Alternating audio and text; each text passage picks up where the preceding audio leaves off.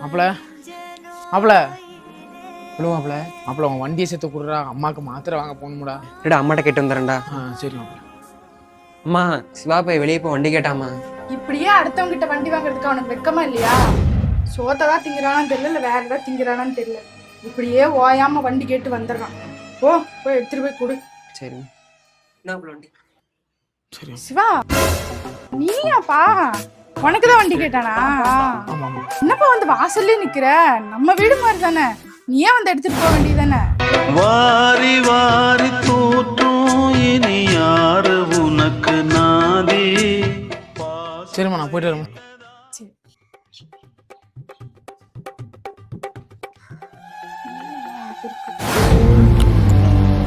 ஏய் நிப்பாட்டி மாட்டி ஏன் வண்டி மாதிரி இருக்கீங்க? அம்மாவுக்கு மாத்திரை வாங்க போகணும்டா. போகும்போது நான் உனக்கு வண்டி போய் தரேன். இல்லை மாப்பிள்ள, உண்மையை சொல்லி வண்டி கேட்டா தர மாட்டேன்ல, அதனாலதான் அப்படி. நீ போய் சொல்றது கூட பிரச்சனை இல்லடா. அப்ப ஏன்டா? அம்மு மாமாக்கு ஒரு முத்தம் கூட அம்மு.